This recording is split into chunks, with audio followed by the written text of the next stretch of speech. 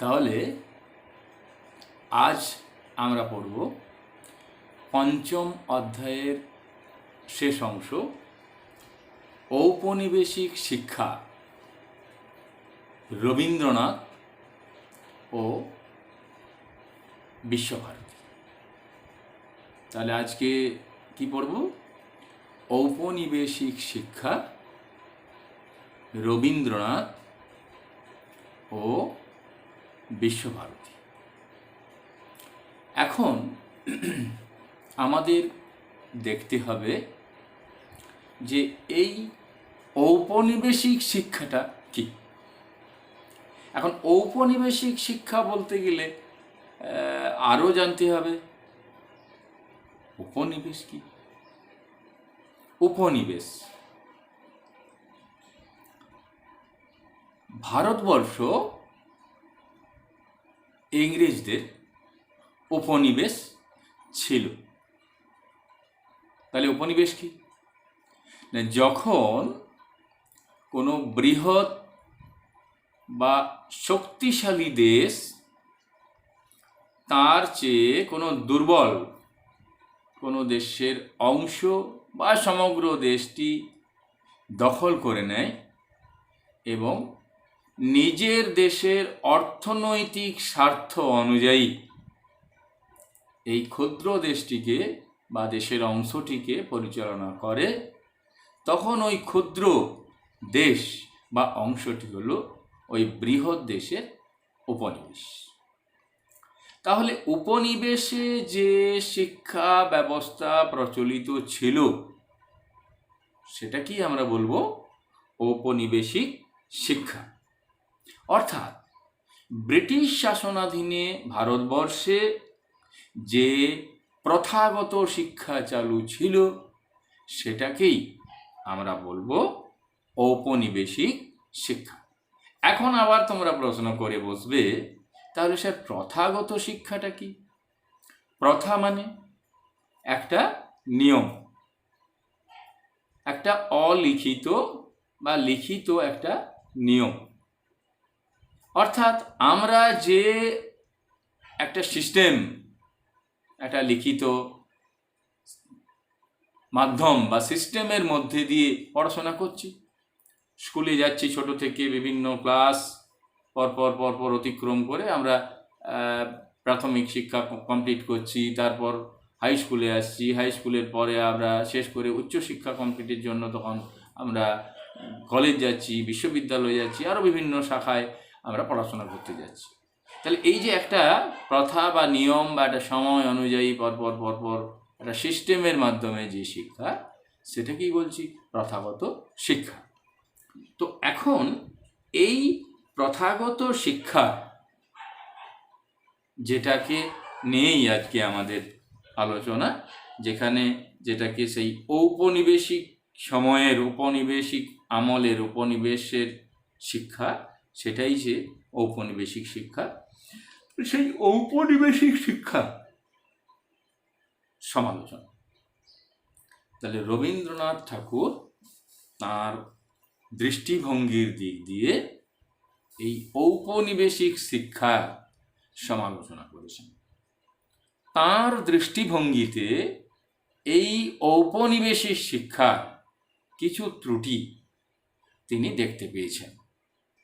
তিনি এই শিক্ষাকে হৃদয়হীন বলছেন, নৈরাজ্যবাদী বলছেন, জাতীয়তা বিরোধী, মনুষ্যত্ব নাশক শিক্ষা। তাই এই প্রচলিত ঔপনিবেশিক শিক্ষার তিনি সমালোচনা করেছেন। তিনি সমালোচনা করতে গিয়ে বলছেন যে এই শিক্ষা, অর্থাৎ এই ঔপনিবেশিক শিক্ষা ছিল প্রাণহীন যান্ত্রিক শিক্ষা। কারণ এই শিক্ষা ব্যবস্থায় শিক্ষার্থীর সঙ্গে কোনো প্রাণের যোগাযোগ ছিল না। কারণ শিক্ষার মধ্যে একটা ভালো লাগা, মন্দ লাগা বলে একটা বিষয় জড়িত আছে। শিক্ষার্থীর সেই ভালো লাগা বা মন্দ লেখাটা শুধুমাত্র পরীক্ষা বৈতরণী পাশ করিয়ে দেওয়াটাই নয়। তাঁরও শিক্ষা জীবন সম্পর্কে একটা খুব ভালো সম্পর্ক, মধুর সম্পর্ক ছিল না। তাই তিনি পরবর্তীকালে বলছেন যে এই স্কুলগুলো একটা যন্ত্রে পরিণত হয়েছে, আর এই যন্ত্র নামক প্রতিষ্ঠানটির দ্বারা কোনোভাবেই মানব শিক্ষা সম্পূর্ণ করা যায় না। তাই তিনি বলছেন এই যান্ত্রিক শিক্ষা থেকে মুক্ত হওয়ার কথা। আর কি বলছেন? তার মতে এই শিক্ষার মধ্যে কোনো বুদ্ধিবৃত্তির প্রকাশ হয় না। এই শিক্ষার মধ্যে তিনি বলছেন যে বুদ্ধিবৃত্তির প্রকাশ হয় না। এই শিক্ষার সঙ্গে দেশের নারীর যোগাযোগ নেই, দেশবাসীর কোনো উপকার হয় না। দেশের অধিকাংশ লোককে যদি নিরক্ষর রেখে দেওয়া হয় আর সামান্য অংশের মানুষকে যদি শিক্ষিত করা হয়, এই যে ব্যবস্থা, এই ব্যবস্থাটাও তার পক্ষে মেনে নেওয়া সম্ভব ছিল না। তার মতে তিনি বলছেন এটা একটা ছাঁচে ঢালা শিক্ষা। এই শিক্ষায় একটা শক্ত ছাঁচে জমিয়ে দেওয়া হয়, দেশবাসীর বুদ্ধিবৃত্তির ওপর সম্পূর্ণ একাধিপত্য করা হয়। একটা কেরানি শ্রেণী সৃষ্টির শিক্ষা এটা, এর মধ্যে কোনো প্রাণের যোগাযোগ নেই। আর কি বলছেন তিনি? বলছেন এটা জাতীয়তা বিরোধী শিক্ষা। কেন না, এখানে স্বদেশের কোনো ভাবাদর্শ এই শিক্ষার মধ্যে নেই, তার অস্তিত্বই নেই। এখানে যা শেখানো হয় সেটা কিছু পাক পড়া শেখা, পাখিকে কিছু গড় গড় করে কতগুলো বুলি শিখিয়ে দেওয়া হয়। তো রবীন্দ্রনাথ এই ধরনের শিক্ষা ব্যবস্থাটা সম্পূর্ণরূপে বিরোধিতা করছেন। এখানে তিনি বলছেন দেশের ইতিহাস, স্বদেশের ইতিহাস, দেশের হৃদয়, এখানে কোনো স্থান নেই, এখানে অস্পষ্ট। আয়োজনের আড়ালে মূল বিষয় সরে পড়েছে, আয়োজনের আড়ালে মূল বিষয় এখানে লুকিয়ে পড়েছে। তাই তিনি মনে করছেন যে এখানে শিশু বড় হয়ে উঠবে প্রকৃতির কোলে। তাহলে এখন আমরা দেখলাম যে তিনি এই শিক্ষাকে কখনো বলছেন হৃদয়হীন, যান্ত্রিক, প্রাণহীন, এখানে জাতীয়তাবাদের কোনো বিকাশ নেই, এই শিক্ষায় বুদ্ধিবৃত্তির বিকাশ হয় না।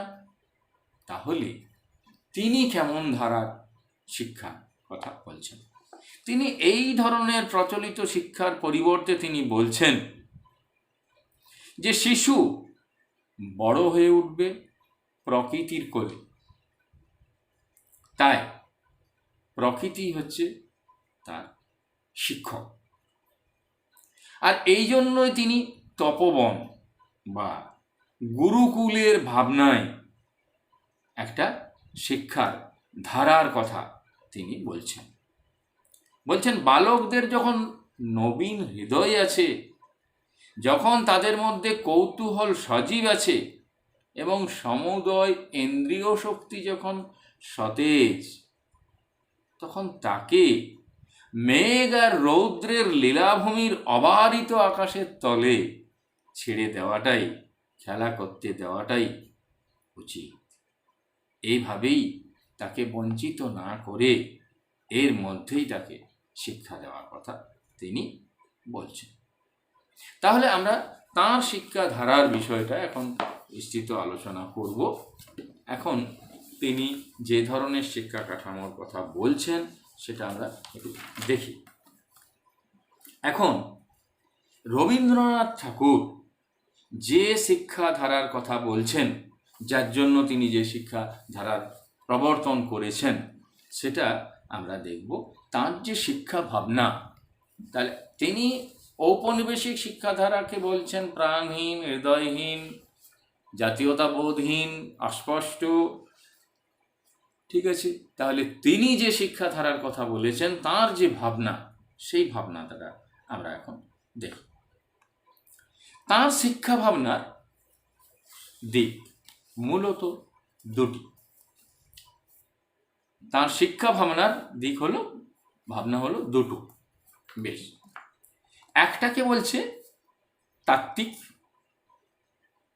আর একটা হচ্ছে ব্যবহারিক।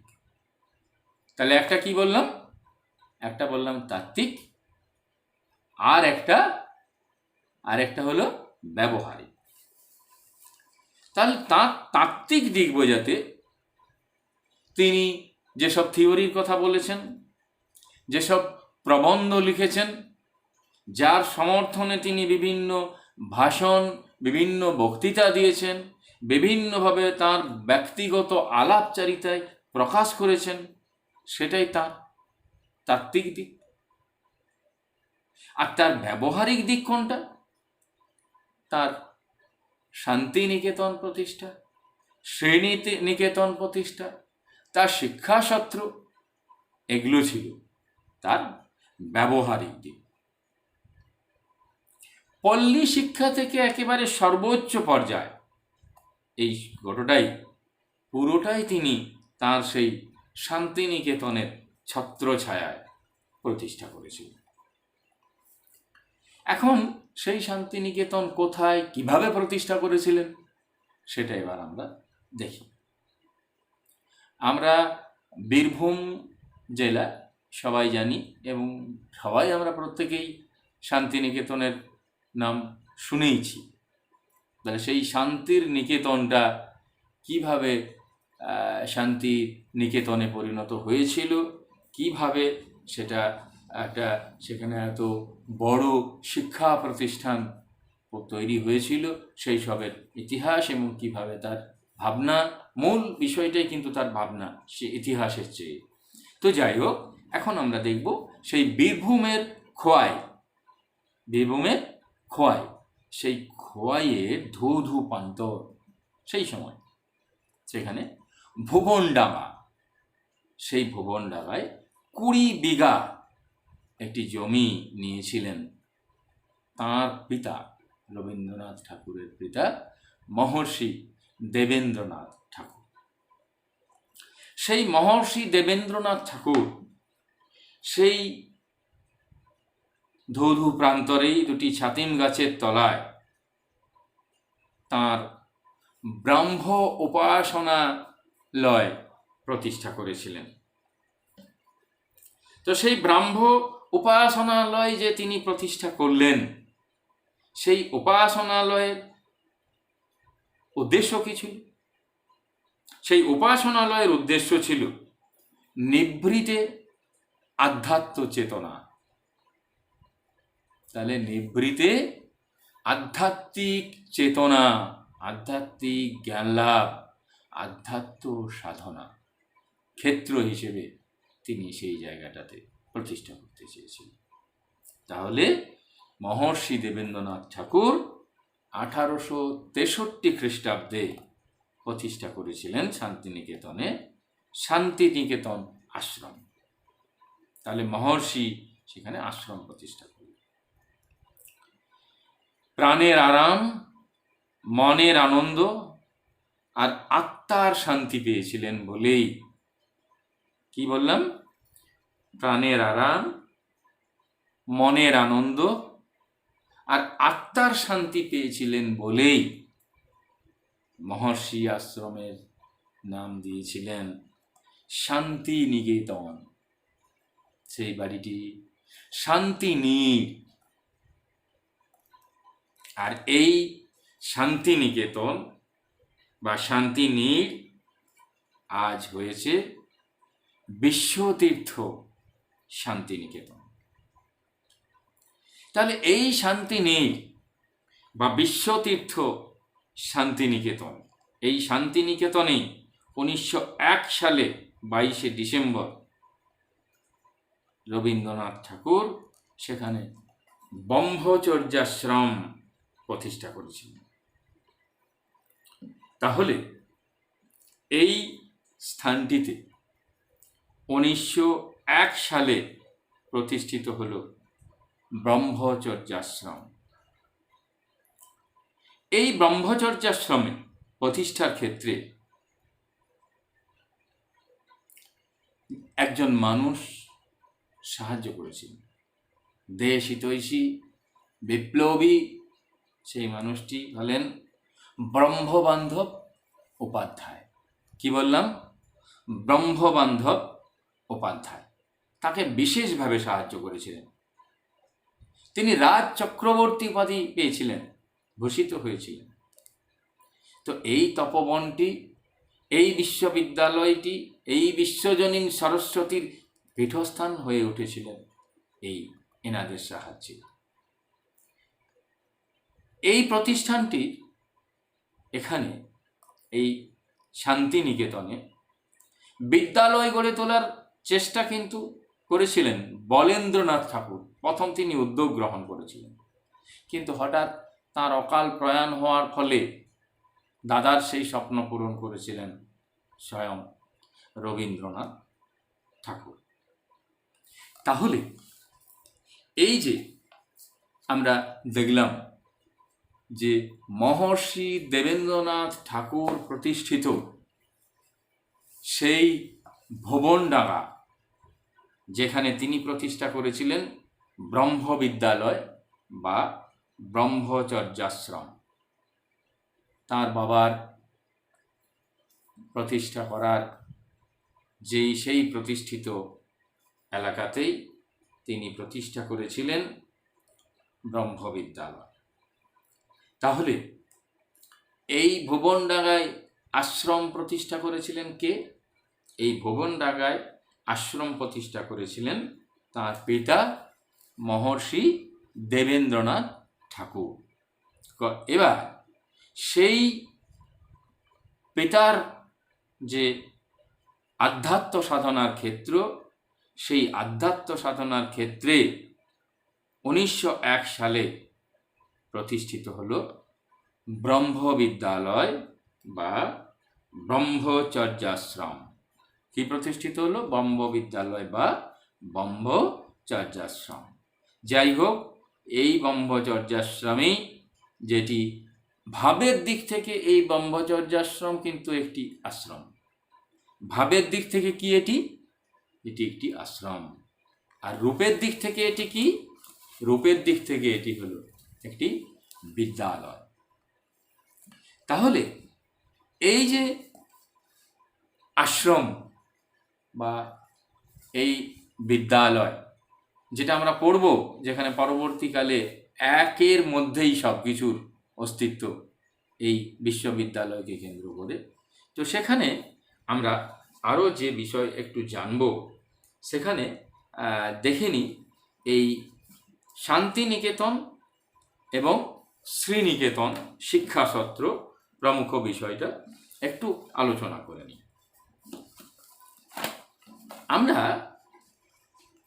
তার প্রতিষ্ঠিত এই শান্তিনিকেতনে কি কি তৈরি হয়েছিল, কি কি প্রতিষ্ঠিত হয়েছিল, এটা একটু দেখে নিই।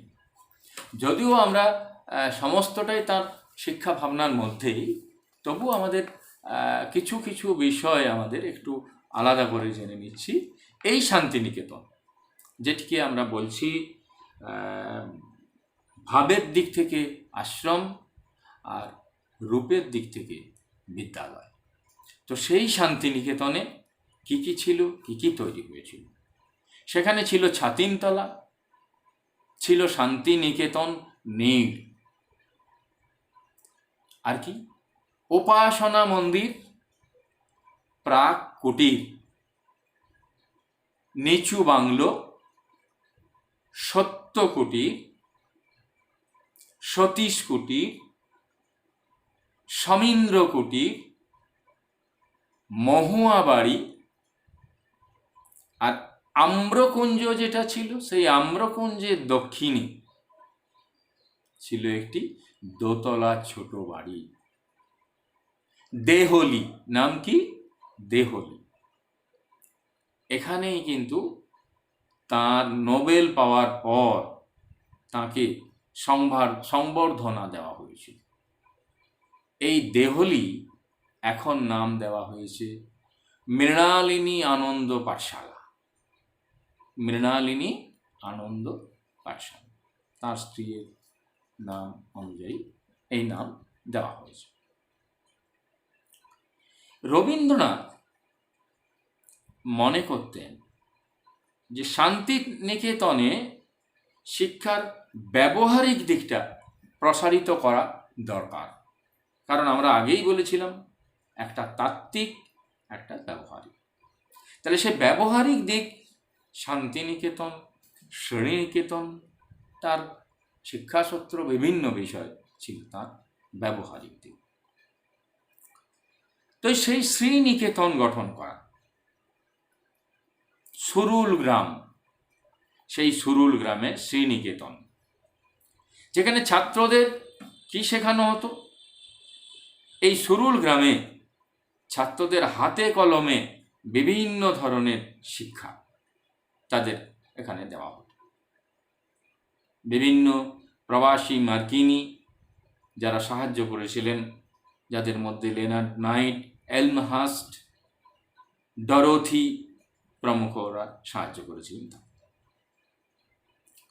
তো এখানে কৃষি, গোপালন বিদ্যা বা গোপালন, এগুলোর মাধ্যমে পল্লী জীবনে শ্রী ফেরানোর লক্ষ্যেই তার এই সুরুল ফার্ম শান্তিনিকেতনের প্রতিষ্ঠা।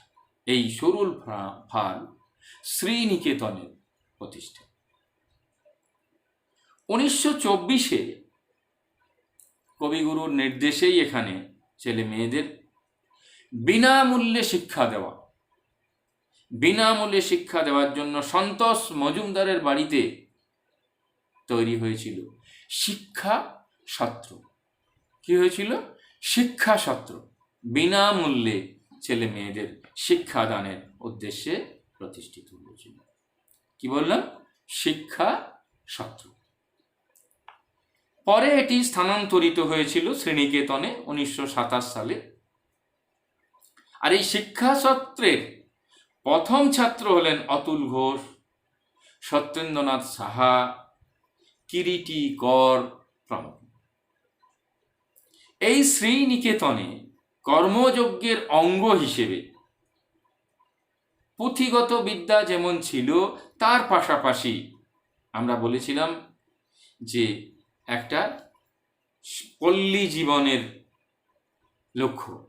তো সেই পুঁথিগত বিদ্যার পাশাপাশি সঙ্গীত, চারুকলা, হস্তবিদ্যা, কৃষিবিদ্যা, স্বাস্থ্যকেন্দ্র বা ছোট ডাক্তারখানা, কারুশিল্প, সমবায় সমিতি, পল্লীমঙ্গল সমিতি, পোল্ট্রি ফার্ম, নাইট স্কুল, সেচ সমিতি, প্রসূতি সদন ইত্যাদি বিভিন্ন বিভাগ তথা দিকের উন্মোচনের ব্যবস্থা কিন্তু করা হয়েছিল এই শ্রীনিকেতনে।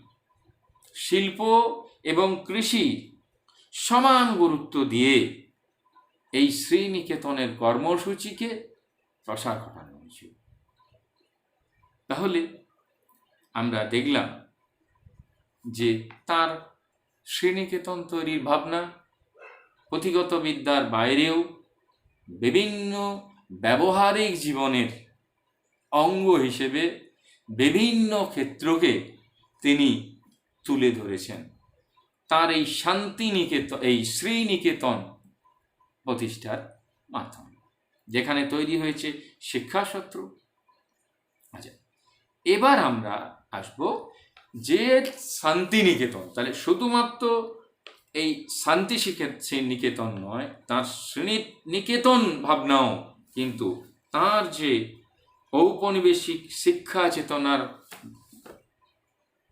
পাশাপাশি তিনি যে ভাবনা, তার শিক্ষা ভাবনা প্রদান করতে চেয়েছেন, প্রকাশ করতে চেয়েছেন, তার সেই শিক্ষা ভাবনার এটাও একটা কিন্তু দিক হলো শান্তিনিকেতন আর শ্রীনিকেতন। তো শ্রীনিকেতন সম্পর্কে আমরা বললাম, এবার শান্তিনিকেতন সম্পর্কে আমরা কিছুটা আলোচনা করব।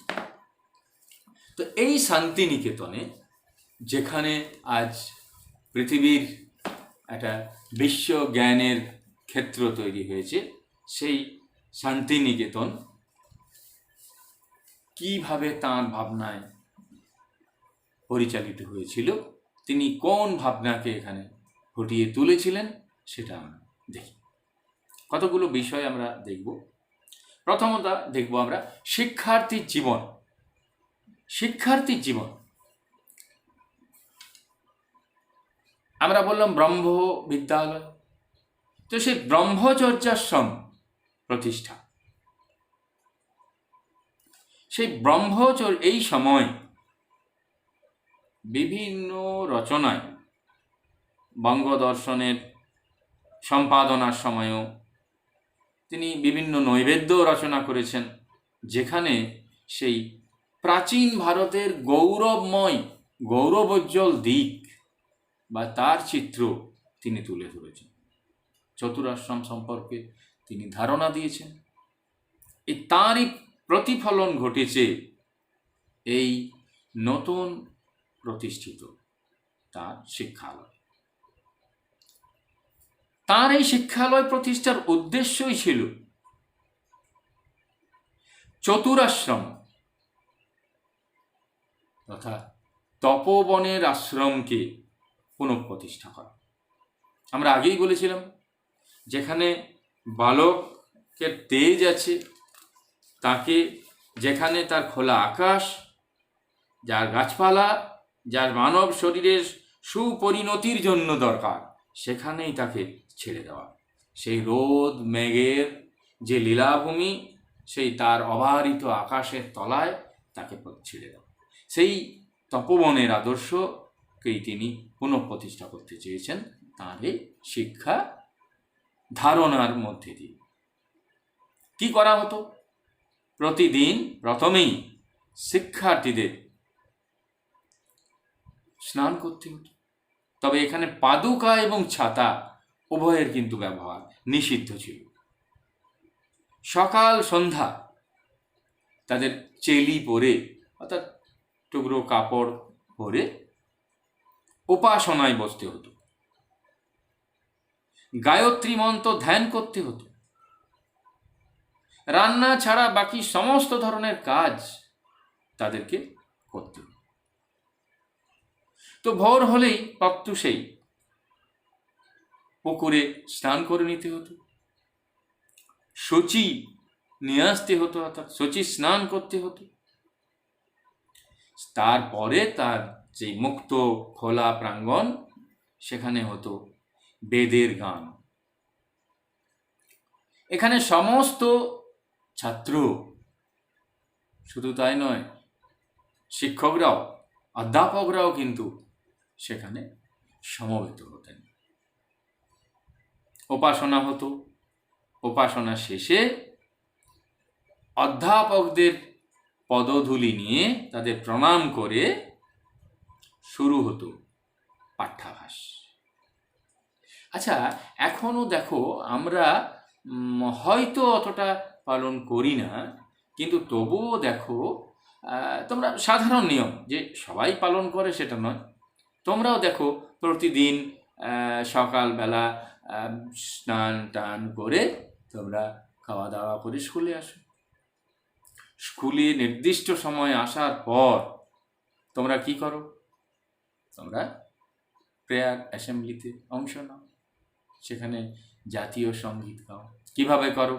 তোমরা লাইন দিয়ে সেখানে হাজির হও, তারপর একসঙ্গে গলা মিলিয়ে তোমরা জাতীয় সঙ্গীত গাও। এবার জাতীয় সঙ্গীতের পর তোমরা একটি সারিবদ্ধভাবে আবার তোমরা যে যার ক্লাসে ফিরে গিয়েই তোমাদের সেই দিনের পড়াশোনা শুরু হয়।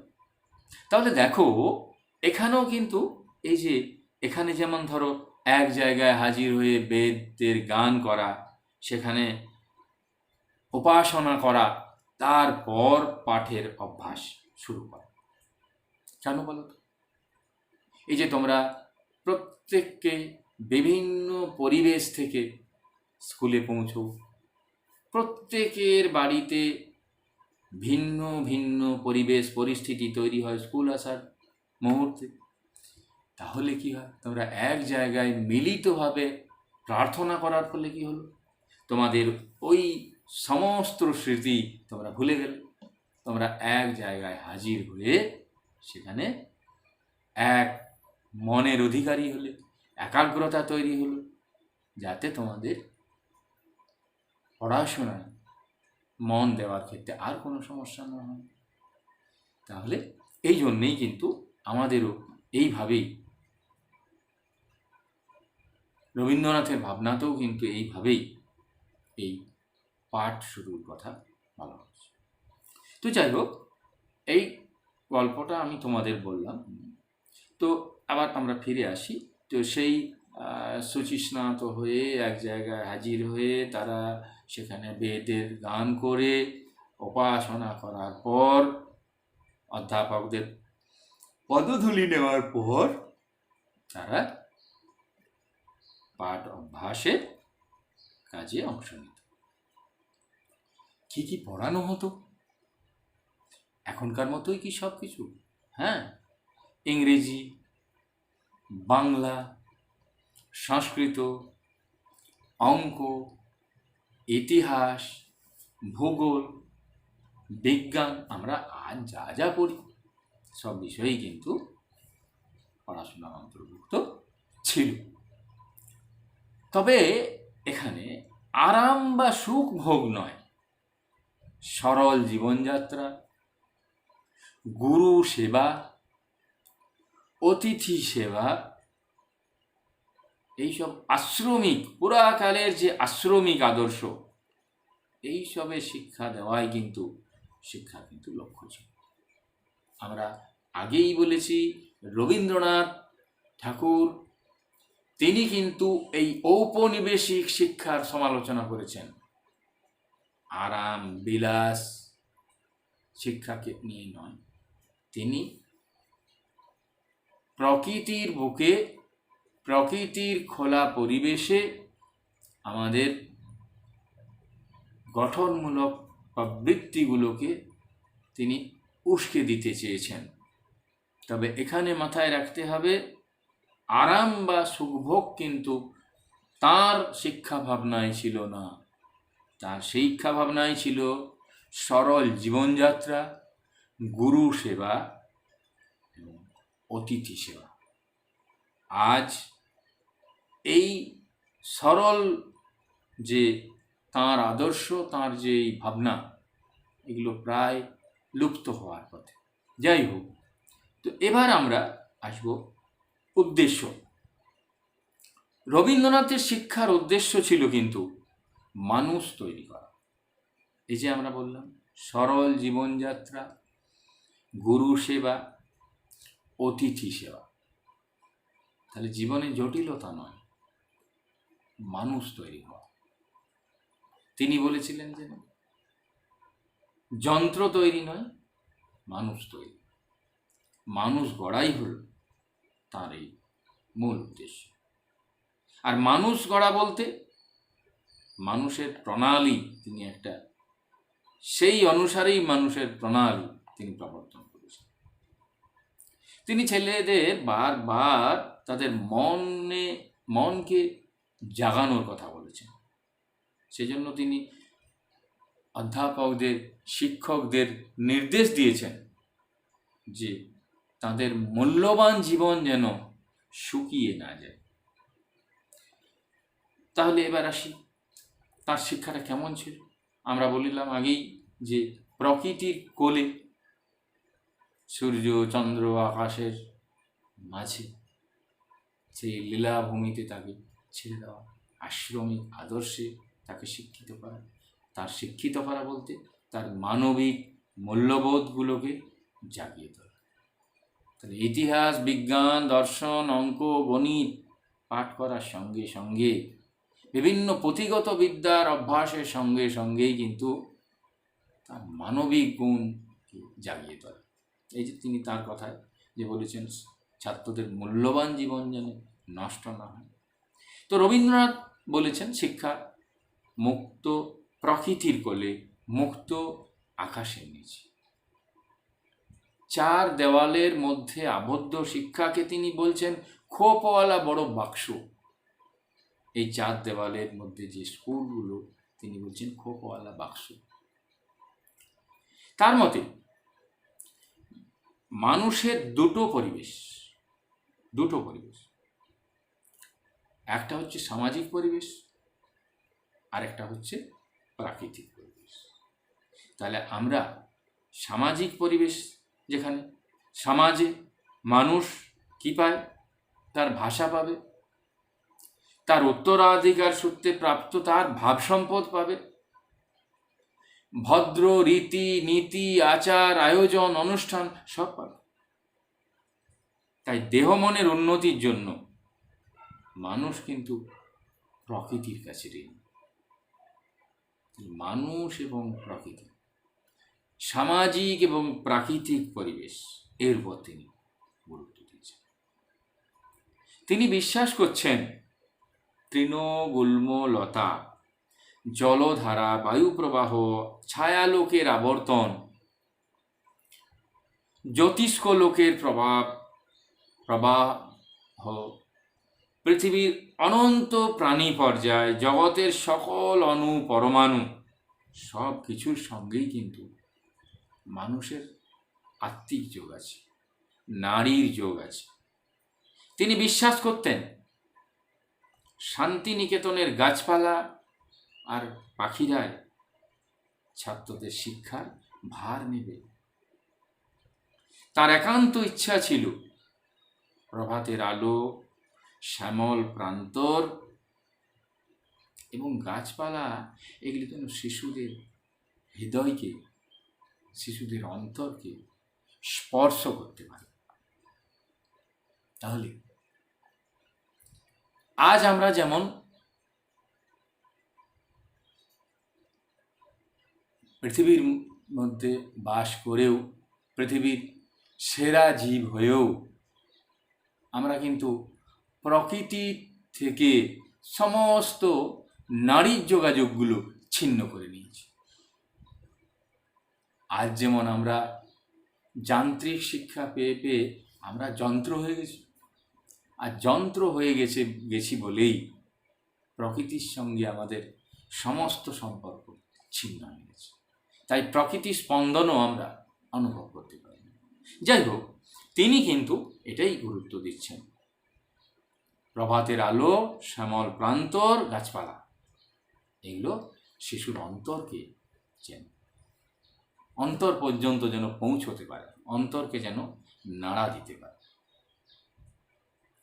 তার কাছে শিক্ষা যেন জটিল বিষয় না হয়ে পড়ে, যেন আনন্দের বাইরে বেরিয়ে না যায়, আনন্দময় হতে হয়। তাই তিনি বলেছেন যে শিক্ষককে এটুকু মনে রাখতে হবে, তার মূল্যবান জীবন যেন শুকিয়ে না যায়। আর যদি আনন্দ না থাকে তাহলে শিক্ষাও থেকেও তারা বিচ্যুত হয়ে যাবে, পিছিয়ে পড়বে। তাহলে শিক্ষা লাভের মধ্যে দিয়েই আনন্দ পাওয়া যাবে, এটা শিক্ষার একটা আবশ্যিক শর্ত হিসেবে তিনি উপলব্ধি করেছেন। আর তার জন্যই তার এই আনন্দ নিকেতন প্রতিষ্ঠার আয়োজন, যেখানে প্রকৃতি সহজ, উদার, সরল পরিবেশে শিশুরা তাদের মনকে মুক্তি দিতে পারে। কবি তাদের জন্য গান গেয়েছেন, গান রচনা করেছেন, তাদের ঋতু বন্দনা শিখিয়েছেন, বর্ষা বসন্তে উৎসবের আয়োজন করেছেন। খেলায় গানে, অভিনয়ে, উৎসবে আশ্রম জীবন মুখরিত হয়ে গেছে, মুখর হয়ে উঠেছে। তাই একজন শান্তিনিকেতনের শিক্ষক যখন তার কাছে ছেলেদের দুরন্তপনার অভিযোগ করেছিলেন, তখন তিনি বলেছিলেন, দেখুন, আপনার বয়সে তো তারা গাছে চড়বে না। তার মানে সেই শিক্ষক মহাশয়কে তিনি জানিয়েছিলেন তাঁর যা বয়স, সেই বয়সে তো তারা গাছে চড়বে না। তাহলে এখন একটু একটু চড়তে দিন। গাছ যখন ডালপালা মেলেইছে, তখন সে মানুষকে ডাক দিচ্ছে। তাহলে শিক্ষার সঙ্গে আনন্দকে যে মিলিয়ে দেওয়ার যে ভাবনা, সেটাই তার একটা স্বকীয় বৈশিষ্ট্য বা তার একটা নিজস্ব বৈশিষ্ট্য। তাহলে তার এই শিক্ষা যেমন একটা অত্যাবশ্যকীয় উপাদান, যে শিক্ষা নিচ্ছে তার সঙ্গে অত্যাবশ্যকীয় একটা উপাদান হলো প্রকৃতি, মানব ও প্রকৃতি। তাহলে সেই মানুষ প্রকৃতির কোলে শিক্ষা নেবে। তাহলে শিক্ষা মানুষকে নিতে হবে, মানুষকে নিয়েই শিক্ষা। মানুষকে বাদ দিয়ে তা পরিপূর্ণ হবে না, বা পরিপূর্ণতা কোনোভাবেই লাভ করা সম্ভব নয়। তাই তিনি শান্তিনিকেতন প্রতিষ্ঠা করেছিলেন। বিশ্ব প্রকৃতির কোলে তিনি শিক্ষাকে মুক্তি দিতে চেয়েছিলেন।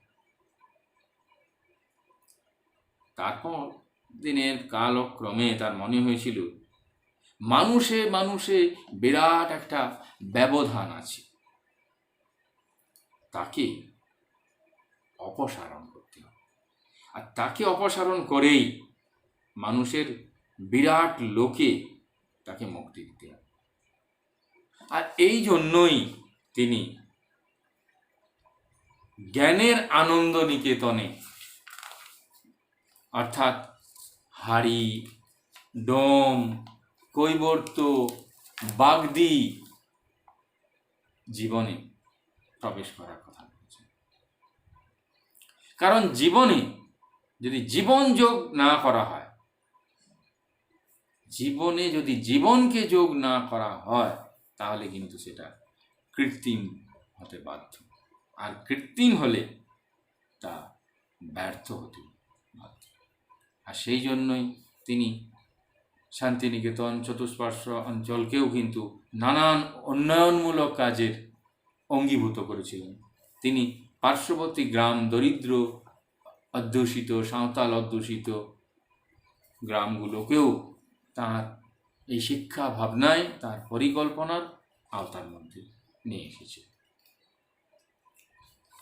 শেষে আমরা আলোচনা করব বিশ্বভারতী। তার যে শিক্ষা, তার যে জীবনযাপন, সেটা অঙ্গাঙ্গিভাবেই জড়িত ছিল। সেই তপবনের আদর্শে বিশ্বাসী হয়েই তিনি পাশ্চাত্যের, তবে এখানে মনে রাখতে হবে, সেই তপবনের আদর্শে বিশ্বাসী হয়েও কিন্তু পাশ্চাত্যের শিক্ষাকে কিন্তু অশ্রদ্ধা করেননি, তাকে ঠেলেও দেননি। কারণ তিনি বলেছিলেন, এই প্রাচ্য এবং পাশ্চাত্য এটা যদি এক না হতে পারে, অর্থাৎ পূর্ব এবং পশ্চিম যদি বিচ্ছিন্ন হয়, তাহলে উভয়ের উদ্দেশ্যই কিন্তু ব্যর্থ হয়। তাই তিনি প্রাচ্য এবং প্রাচ্য, পূর্ব এবং পশ্চিমের মিশ্রণে তিনি এক নতুন শিক্ষা আঙ্গিনা তৈরি করতে চেয়েছিলেন। এবার সেই তিনি যে প্রাচ্য এবং পাশ্চাত্যের ভাবাদর্শের মিশ্রণে তিনি যে তার নিজের ভাবাদর্শকে প্রাচ্য এবং পাশ্চাত্য আদর্শের সঙ্গে মিশিয়েছিলেন, তারই প্রতিরূপ তার সেই বিশ্বভারতী। 1921 ডিসেম্বর মাস, মাত্র 10 জন ছাত্রকে নিয়েই বজেন্দ্রনাথ শীলের সভাপতিত্বে প্রতিষ্ঠিত হয়েছিল বিশ্বভারতী বিশ্ববিদ্যালয়। তাহলে বিশ্বভারতী বিশ্ববিদ্যালয় কবে প্রতিষ্ঠিত হল? 1921 খ্রিস্টাব্দে। কবে? 1921 খ্রিস্টাব্দে প্রতিষ্ঠিত হলো এই বিশ্বভারতী বিশ্ববিদ্যালয়। এর প্রথম অধ্যক্ষ ছিলেন বিধুশেখর ভট্টাচার্য। প্রথম অধ্যক্ষ ছিলেন কে? বিধুশেখর ভট্টাচার্য। তিনি যদি না থাকতেন তাহলে হয়তো তার সাহায্য ছাড়াও হয়তো বিশ্ব নাগরিক তৈরির কেন্দ্র হিসেবে কিন্তু এটা গড়ে উঠত না।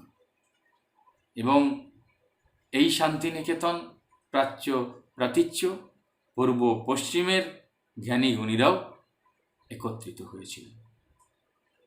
এই বিধুশেখর ভট্টাচার্যই কিন্তু প্রথম এই ভারতী বিশ্ববিদ্যালয়ের তিনি অধ্যক্ষ হিসেবে যে শ্লোক দিয়েছিলেন, বলেছিলেন, যত্র বিশ্বং ভবত্যেক নিড়ম, অর্থাৎ যেখানে সারা বিশ্ব, যত্র বিশ্বং একটি নীড়ে, ভবত্যেক নিড়ম, ভবত্যেক নিড়ম, অর্থাৎ সারা বিশ্ব একটি নীড় বা একটি বাসাতেই কিন্তু আশ্রয় লাভ। কিন্তু সেই দিনের সেই কথাই কিন্তু আজ ভারতী বিশ্ববিদ্যালয়ের মোটো হয়েছে, নীতিবাক্য হয়েছে। তো যাই হোক, তো এখানে তিনি মানুষের তপস্যা ক্ষেত্র হিসেবে বিশ্বভারতী একটি সর্ববিদ্যার মিলন ক্ষেত্রে পরিণত হয়েছিল। শুধু বিশ্ব প্রকৃতির মধ্যে নিজেকে খুঁজলে বা অনুভব করলেই কিন্তু হবে না।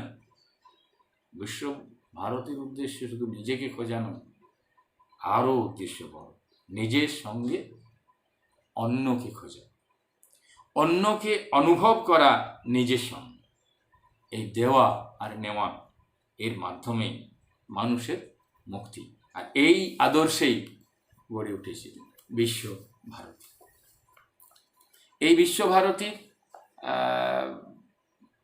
পরবর্তী ক্ষেত্রে যখন বিশ্বভারতী স্বাধীনতার পরবর্তী সময় রবীন্দ্রনাথ ঠাকুরের ওই মৃত্যুর 10 বছর পরেই 1951 খ্রিস্টাব্দে বিশ্বভারতী কেন্দ্রীয় বিশ্ববিদ্যালয়ের মর্যাদা পেয়েছিল।